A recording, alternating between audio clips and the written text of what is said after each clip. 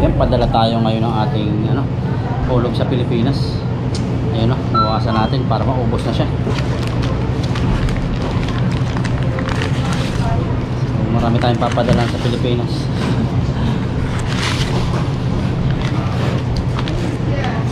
So, scan lang natin dito. Ang ginamit natin ngayon yung at tatry natin kung maganda yung sa kanila transaction. May pantao.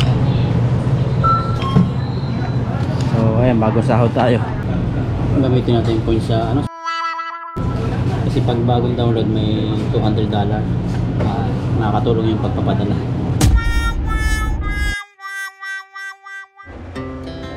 Our hearts beat to the city streets.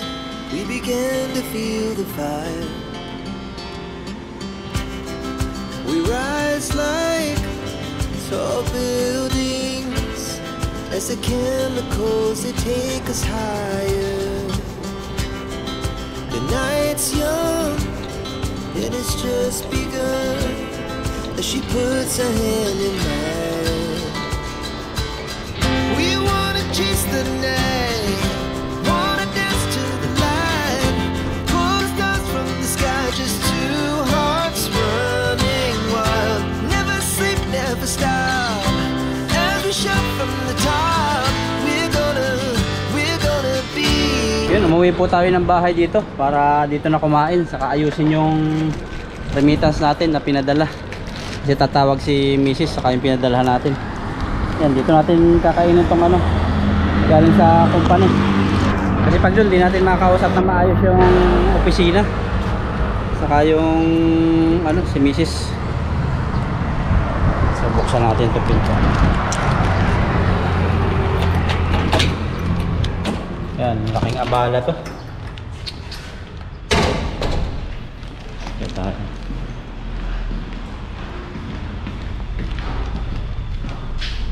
Kain po tayo at bayaan muna natin yung yung CCC na yan na remittance na padalahan sa cargo. Tawag ko sa kanya CCC kasi nakakapag-CC sa bandang huli. So yung ating pinaghirapan na pera, hindi naman siya scam. Ang problema lang, napinding ng matagal. So nagmamadali tayong magpadala para ma-receive agad ng pamilya natin. Kaso nga lang, nakakapag-CC kasi hanggang ngayon wala pa yung padala natin. Kaya mag-ingat po yung mga OFW lalo sa Taiwan sa mga remittance o sa mga application na na inaalok sa inyo. So pag-aralan po muna ninyo yung yung review. Kasi hindi naman siya scam, pero siyempre, nangangailangan yung ating pamilya sa Pilipinas. Hindi natin alam, minsan gamit sa ospital, gamit sa clinic, katulad nung anak ko, kinakailangan talaga na magamit yung pera sa clinic kasi 3 times a week silang pumunta sa PCMC at may mga binabayaran doon. So tulad ngayon, kala ko makukuha na kahapon. So hanggang ngayon wala pa po. At chinik ko ngayon dito sa BDO ko, hanggang ngayon wala pa. At kakain po tayo. Ito po yung pagkain natin. Kakain po tayo. Ayan po yung pagkain. Chicken, tapos yung gulay, tapos itlog. May karne, talong, saka ampalaya, kabuti. Habang nagkikwento po ako sa inyo, samahan nyo po akong kumain. Wala pa rin po hanggang ngayon. Grabe. Chini ko ngayon, wala pa po. Zero balance pa rin. Ay, meron pang natira. 60 halala. 60 centavos. So, kain po tayo. At ito po yung ating tubig. Baka mahirinan tayo. Mabulunan. Kaawa naman sila tutoy. So, kasi Mrs. Meron silang clinic. Hindi sila nakapunta. Reschedule uli. Kasi nga about dun sa pamasahe saka sa bayad. So, antay-antay ko kagabi pa. Kahapon wala pa rin. Sarap po. Pray pala tayo. Sorry Lord. Thank you Lord for this food. Bless this food na maging kalakasan sa aking katawan. Thank you Lord sa blessing sa amin sa araw-araw. Sa lahat-lahat ng ginagawa mo ng kabutihan. Thank you in Jesus name. Amen. Natawag Sayon. Ito si Sayon. Kasama natin si Sayon. Sayon. Ayun po ang likod ni Sayon Ang likod na po niya. Patay, oo. Ayan po. Oo. Hello sa vlog. Ayan, sayahin po siya. Ayan, natayo-tayo po siya Nakatayo. Tapos na-step ng pa isa-isa. Ayan po. Na-skip po si Sayon na pa isa-isa. Bali po yung schedule niya ng therapy, ng physical therapy. 2 beses sa isang linggo. Mas mayroon pa, bukod pa po yung check-up. Yan. Kain po tayo. At yan po yung napinding nga yung ni Sayon. Yung punta nila, gawa niyang isisi na yan. Yun, haggard po tayo. Katatapos po natin kausapin si Mrs. saka si Sayon. At yun, habang kinakausap natin, nakakain na tayo. At hindi natin naubos yung chicken. Pagka, yun nga, about po sa padala na yan. Ang nangyari po pala noon, dati ang padalahan ko dati, Phil Money. Napakaganda po ng Phil Money. Pagka process mo ng pera sa 7-Eleven, so mga 5 minutes, pasok na agad sa BDO sa Pilipinas. 5 minutes, 10 minutes, ganyan. Napakabilis po. Ang problema nga lang, nung dumaan kami doon sa grocery noon, nung punta kami ng Taichung, na meron doon nag-alok sa akin ng manager saka yung cashier, na sabi ko meron daw ganun application. Hindi ko na po babanggitin kung anong kung anong application about padalahan, remittance. Pero may padalahan din sila ng box. Sabi, ang pinakang ko na lang doon, CCC. At yun nga po, napaka po nila, napaka galing mag-marketing talaga. Haharangin ka, kakausapin ka, sabihin sa'yo kung meron ka ng ganito. Tapos yun, titingnan yung cellphone mo, kukunin talaga, mapipilitan ka ibigay sa kanila, tapos titingnan nila. Tapos sila na mismo mag-i-install, tapos marami silang sinasabi na mabilis silang mag-reply, hindi katulad nung ganon, application na wala silang messenger. So, bali, kumbaga, focus talaga sila sa marketing na idadaw nila yung isang application para lang ma-encourage ka na mag-download. At gamitin yung application na yun na remittance. At yun nga, binigay ko sa kanila yung ERC. So, hinawakan nila yung ERC ko, pinicturean ako, tapos dinala nila sa computer nila. Tapos kausap pa rin ako nung pinaka-manager nila. Basta lahat halos ng mga nag-grocery ng time na yun, nung Sunday, kinausap nila yun. Kinakausap nila yung mga nag-grocery kung mayroon ng gano'n na application. Hindi natin naubos, kung nga na-stress tayo dyan sa padala kasi may lakad nga sila sa yun. Papa-check up sila sa PCMC, hindi natuloy ngayon. Bali, inabot po ng 2 days yung padala na hindi natanggap at napending yung kanilang pagpunta sa PCMC. Schedule na naman po yung kanilang punta ron. So, at wala po kasi silang alawas, at yung alawas nila nagamit sa isang tao na mayroon ding nang hiram. At umaasa sila na kahapon sana kasi may sahod naman. Umaasa sila na may parating na pera. Ang problema nga lang diyan sa CCC na yan, hindi sila, kumbaga yung system nila, maintenance, hindi sila ganun ka-updated pa. So yung mga empleyado naman, hindi ko sinisisi yung mga empleyado. Dedicated sila sa trabaho, napakagaling nila mag-marketing. Sila, kumbaga focus lang sila sa trabaho nila. Ang pinakang lang doon talaga, dapat balance talaga. Kung nakikita natin na marami ding review sa page natin na pinagtatrabahuhan ng mga pangit, so tayo yung sila yung mga marketing na nakakausap, may connection doon sa pinakang line ng linya nung kumbaga kagaganda ng kumpanya. So i-suggest nila o kaya sabihin nila yung pagbabago para naman kahit anong galing nila sa pakipag-marketing na i-download tong ganito, gamitin ng ganito, dito ka na sa application na to. So na-encourage yung mga Pilipino, na-encourage yung mga katulad ko. Pero pagdating ng na-download ko, napadala na pending na ganyan, so napakalaking abala. So yung mga ito lang yung masasabi ko sa mga empleyado, napakasisipag nyo, pero sisipagan nyo rin yung kumbaga yung system process ng isang application na remittance. So kailangan kayo yung nakaka-contact sa admin, sa may-ari at sa manager ng maintenance. So sa kagaganda nasa inyo po yung yung kumbaga nasa sa inyo po yung suggestion, kayo nakakalapit sa kanila. At sa amin naman, malayo kami, hindi kami makakontak sa kanila. Kung kukontakin man namin, telepono pa, ang hirap kontakin, maglo-load pa. So bago po kayo mag-encourage ng sobrang ganyan, kagagaling na mag-encourage. So dapat po nasa ayos yung kasi nakakahiya din po kahit anong galing natin mag-marketing, tapos yung na-market natin, tapos babalik uli doon, mamimili uli doon sa grocery yun, tapos ganun yung natin, tayo yung humarap sa kanya, kayo yung humarap sa akin, tapos mag-grocery ako doon. So di ba nakakahiya kung may hiya. Masasabi ko po, yung transaction ko po doon inabot po ng 2 kasi meron po akong pinadalhan ding isa at sa sasakyan po yun. So hindi ko na po i-detail kung kung anong klase. Basta umaasa din siya na matatanggap din kahapon. At yung sa asawa ko naman, nung isang araw pa.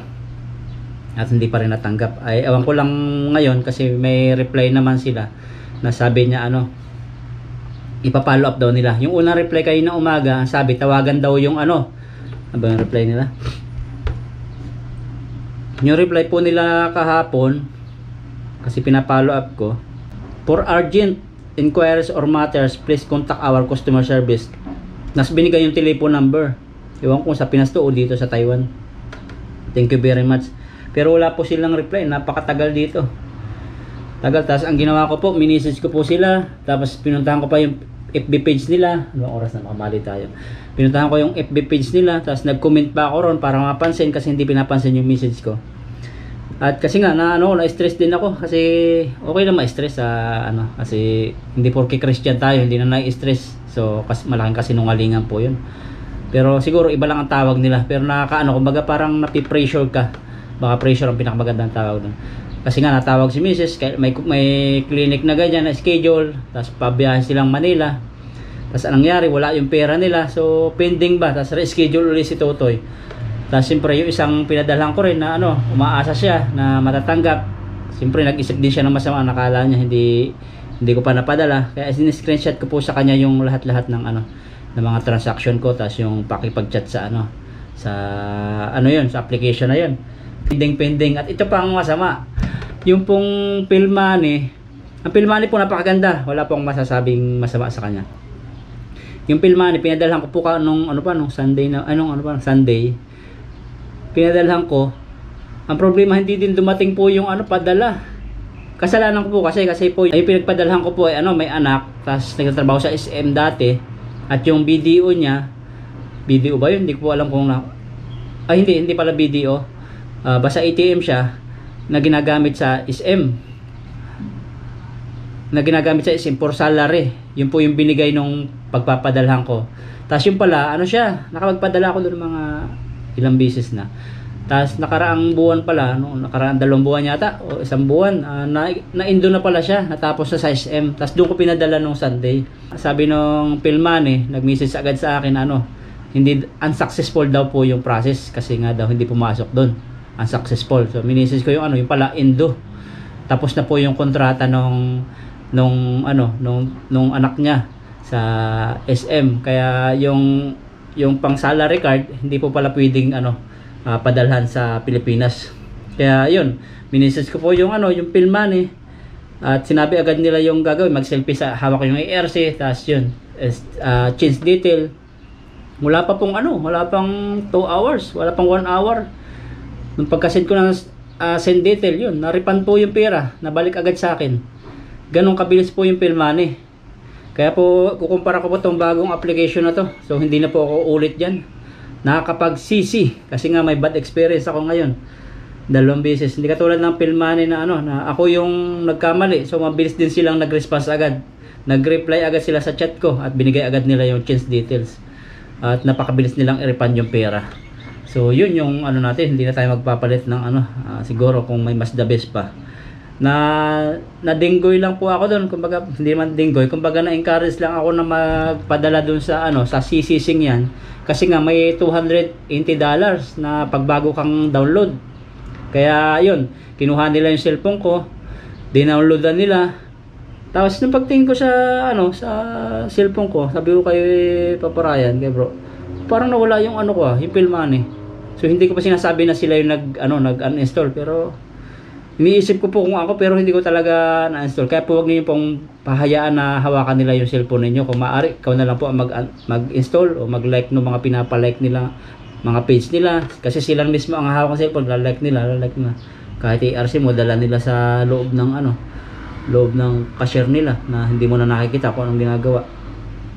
At yun, dahil sa sobrang tiwala ko kasi Pinoy. Pero hindi naman po sila sasabihin kong scam po ha. Mabagal lang po talaga yung process ng kanilang system. Magagaling yung mga empleyado nila, pero yung system nila hindi po ganun ka-organize o kabilis ng process. So kinakailangan pa nilang i-update. At yun, sa lahat po sa mga pag-assist niyo sa akin. At yun, at hanga po ako sa inyong kagalingan mag-marketing, pero i-balance po natin kung marami po tayo nakikita ng mga negative na na mga review sa page na inyong pinagtatrabahuhan. So gumawa po kayo ng action para mapalapit sa management na mali po yung ano, kumbaga kailangan dagdagan yung inyong maintenance o update yung system para po sa hindi maabala yung tulad ko. Kasi marami po, nabasa ko rin po dun sa ano nyo, sa review. Grabe yung nangyari sa isa, iba 9 days na. At ang masama doon talaga, yung iba pang medical, yung iba pinangutangan pa, yung iba sigurado pang kain ngayon. Kasi OFW po isang buwan pinagtrabahuhan, tapos papadala ng maayos, tapos yun mapipinding sa ganyan na ano, na sistema ng ano, ng new application na ginamit ko. Malapit na tayo mag-in. At yun sa trabaho ko naman po ito, kaya nag ano po ako ngayon, nagkain dito kasi nga po ano, si Mrs. siyempre wala namang perfect na marriage, only Christ are perfect, at nagiging perfect tayo pag yung naalala natin pag-ibig ni Lord. At nagkakaroon din ng misunderstanding, nagagalit na nga si Mrs. aminin ko sa inyo, kasi nga about sa financial na yan, kasi siya nagpapakahirap siya na ipa-check up si baby. At yun, napahiram din niya yung pera na sana pampa-check up. At yun nga, inaasahan niya tong pera na to, na sa application na to na ano, na CCC na to, na akala niya matatanggap. Ulit-ulit po ako, no? Pero yun po talaga, sasabihin ko sa inyo na ano, na nag-aaway din kami ni Mrs. na yun, stay humble ako, kaya pumunta po ako rito sa bahay para dito kumain. At yan, di ko naubos kasi nga papalo up ko yung itong CCC na to. Tapos yung pakipag-usap ko Mrs. So ayaw ko rin na sa mga trabaho marinig nila. Kaya dito ako kumain sa bahay. At saka ano, yung palang upload ko kagabi, hindi ko na rin na ano, may upload sana ako ng mga cuts and cook, pero hindi ko na rin po na-upload. Gawa nga niya na pag-ayos itong padala natin, apektuhan tuloy lahat ng ano natin. Sana may magandang napapanood po kayo sa vlog. Hindi na rin po ako nakapag-edit na maayos kagabi kasi nga gawa dyan sa pag-ayos nyan. Tingin ako yung mga page nila, message ako message kung anong gagawin. At yan, ngayon nagbi-message ulit ako sa kanila. At reply nila na ano, na yung automatic reply response, hindi naman nakakatulong yun. So mamaya titingnan ko kung magpapaload po ako, tapos tatawagan ko sila kung telepono. So di ba, dagdag ano pa yan, dagdag financial gastos, tapos dagdag ano pa sa oras, marami pa sana akong magagawa. At yan, buti na lang mayroon tayo tubig dito, pamparelax. Relax naman tayo, pero yan, ma-advise ko lang po sa mga ano, bago ko tapusin yung vlog, advice ko lang po sa mga OFW Taiwan, yan, sipagan po natin ang trabaho. At maging wise po tayo pag nasa labas po tayo, na habado, mga store na yan, marami kasi dito competition sa padalahan. Pag inlock tayo, yun, makipag-usap tayo ng ayos, pero wag muna tayo magpadala ng pera. Tingnan muna natin yung review sa mga remittance na yan. Tingnan natin yung mga comments, saka yung review, kasi may review dun mababasa nyo kung okay sila. Pero karamihan po nagko-comments dun, mga siguro mga empleyado yun, mga sila rin. Pero mayroon mga comments din na, mayroon din mga review din na ano, mga totoong tao. At yun, yung nakita ko, ilan sila, ang dami, napira na lang kung delete nila yung iba. Pero ngayon andun pa rin yung review sa kanila. At yun, wala tayong magagawa, andyan na, nakapagpadala na tayo. So take it, ano na lang, lesson learned na lang, na sa sunod hindi ko na po talaga magpapadala rito kasi malaking abala. Tulad ng sinasabi ko lagi, nag-away kami Mrs. Tulad ng sinasabi ko, nainis sa akin si Mrs. Naapektuhan yung pag-check up ni Zion, hindi sila nakapuntang Manila. Tapos may, siyempre mag-grocery silang konti para may pagkain sana doon sa Manila. Kasi pamasahe okay lang, pero yung babayaran doon, okay na, kailangan may pocket money. At siyempre, malaking ano po yun, abala, kasi magpapare-schedule na naman. Hindi natin alam kung ilang weeks na naman sila bago ma-schedule si Bibi. At sa pinagbayaran ko rin ng ano, ng sasakyan. So nawala ang tiwala niya na konti, pero yan, in-screenshot ko naman sa kanya at naunawaan niya yun. Natutuwa tayo. At yun, papasok na po tayo. 40 na. Sana nakatulog ako ngayon Sana po natutulog ako, kasi sa pagkain po na ganito, pagkakain namin mga 30, yan, tutulog na ako na yan. Kasi tradition dito sa Taiwan, pagkakain kailangan matulog para po ma-relax yung isip sa katawan. Kasi po yung nap daw, sabi nila, para ka nag-charge po ng cellphone mo, yung nalulubat ka na, pag nag-nap ka raw, tulog kahit 5 minutes pataas, ano po siya, parang na-recharge na po yung buong katawan mo. Yun po yung sabi ng Chinese sa mga doktor dito, sa nila Willie Ong, Dr. Willie Ong. At kayo po, sa mga OFW po, salute po sa inyo. Napaka sarap na tumanggap ng sahod, di ba? At ang ating po pinaghirapan ay kailangan buwes tayo. At ito lesson learned sa akin.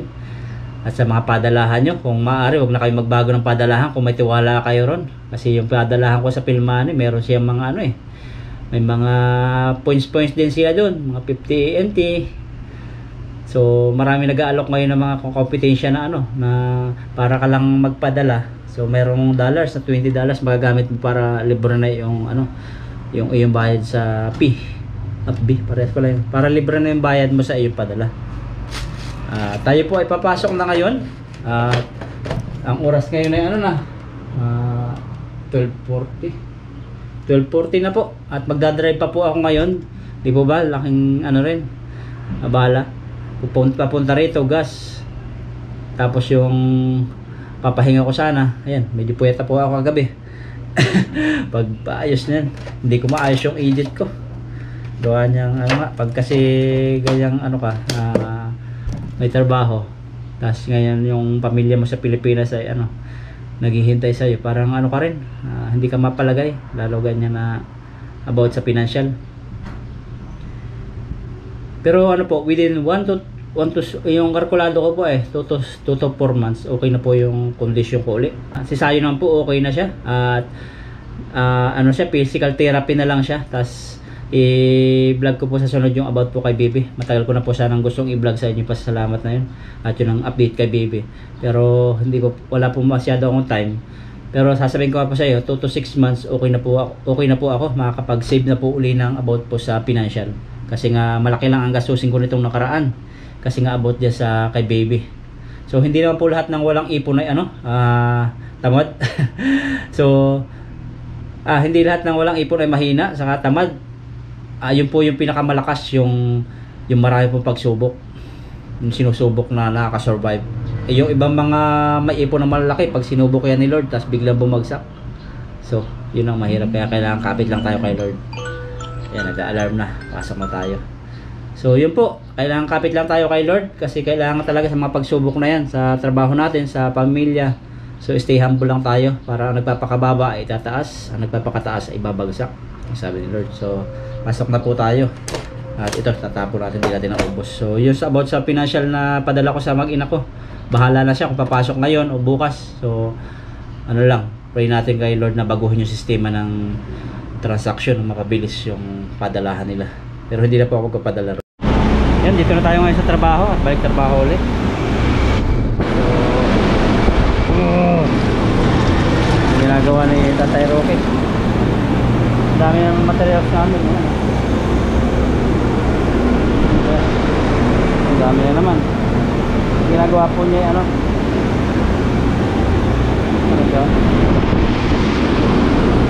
ginagawa po niya ito, yung puwitan. Napakinis niya. Gagawin ko rito.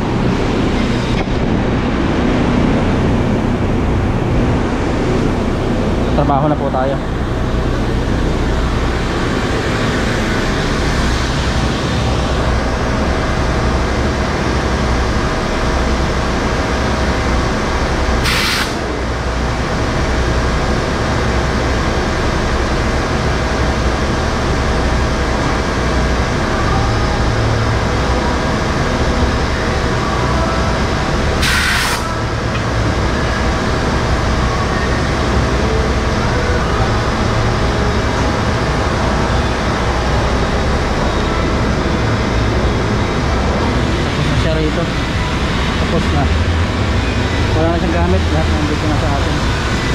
Pagkatapos naman ito, saka ito, yun naman pupuntahan natin yung doon. Pero mga 4 days po, 4 days matapos ng mga gamit ko. At yung sa remittance natin, so papalap natin mamaya, kaya pupuntahan natin sa opisina mamaya. Bali kulang-kulang 1 hour na motor. Yan, nagbawas tayo dito ng 1. Lagyan natin ng 1. Oh. Kasi na yung sukat natin dito, ano, mataas lang isa. Yung dito niya mataas, kaya pinabawasan natin dito sa kanya. Ayun, okay na. 1 ha, 1. Number 1 master. Okay na po, nagawa na niya. Okay na, sukatin naman natin na yan.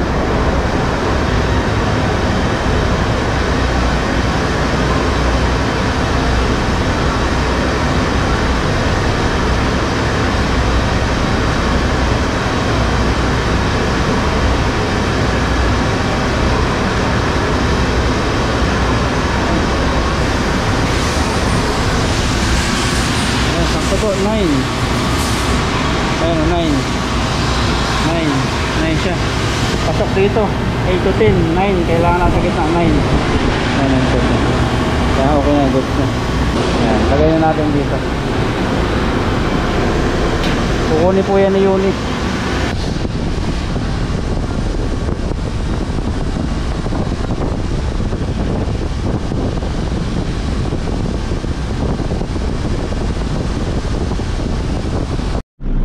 Yan, pagpasok po na CR dito. Ganito yung sure ng CR dito. So, pamilya na pa ako dito sa Saudi Arabia. Walang bawal. Pero nagtataka po ako dito. So, huwag niyo pong masamain. Pero talagang hindi ko po alam kung saan ginagamit ito. Ito po. Matagal ko na itong ano eh. Gustong itanong. Nahihiya lang ako. Saan ko ba kaya ginagamit ito? Yan po. May ganito sila. Ako, ano saan ginagamit niya? Isa lang po yan. Sa kabilang siya, mayroon dito. Sa kabilang dito yun. Ako saan ginagamit yan. Yan po siya. Saan po kaya ginagamit? Ayan, ito yung trabaho ni Ethan. Maglabas ay ganito na.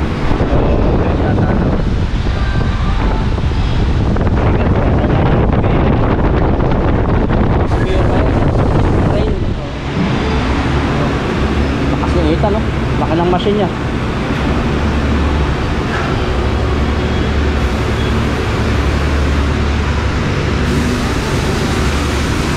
Pakakatang niya dyan. Maglabas ganito na no. Mainit pa oh. Ayun pa yung kay Ethan no. Ang ginagawa ni Ethan, nakalutang. Ganun. Sila lang yung pinakamalakas dito. Mag-uti. Trabaho tayo dito man tayo.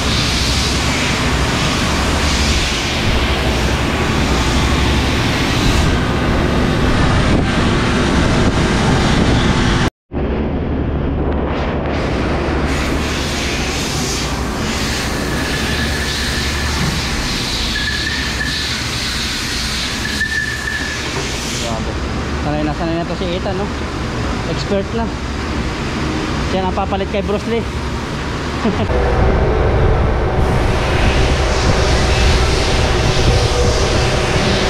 Yan, tapos na to ang oras.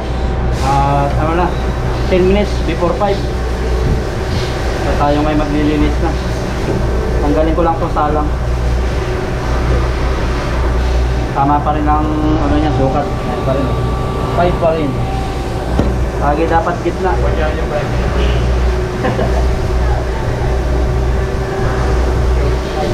Finish. 5 na, uwi na daw. Sabi sa akin ng Taiwanese, ano daw, uwi na, huwag na daw sa langan. Kaya na pa siya nag-ano eh. 4:30 pa lang yata. Naglinis na siya. Machine kasi niya, ano, mabilis. Medyo may edad na siya kaya magulang na. Hindi naman lahat ng may edad, magulang ka trabaho.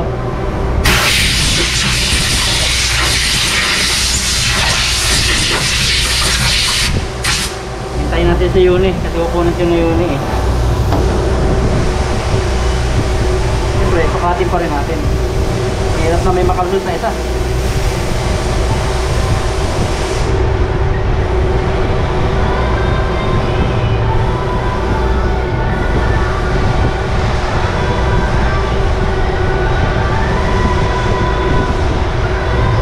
Sukat 9 pa rin, nasa gitna.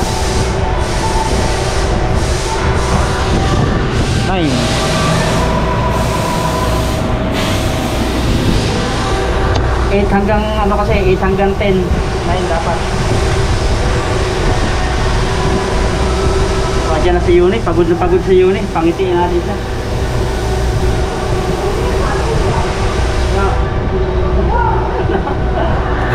I have vlog. This is for Yuni. Yeah. Yuni, I have a joke. What job? I have joke. I go to Largan. There's a 1,000 ladies. Lady. Where? Kami mo.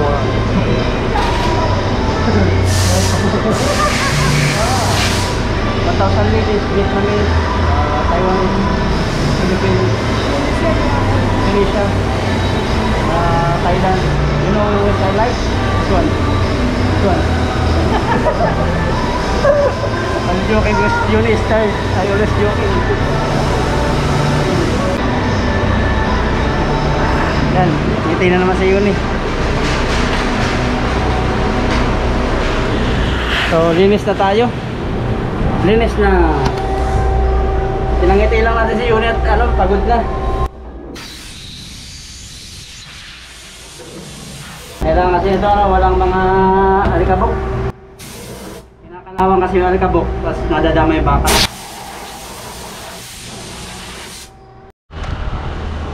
Yun, natapos na naman maghapon natin at pauwi na naman tayo. May helmet. Yan, nasaksak na natin yung susi. Yan, tara po, uwi na. Unahin natin yung truck na yun, nagmamadali.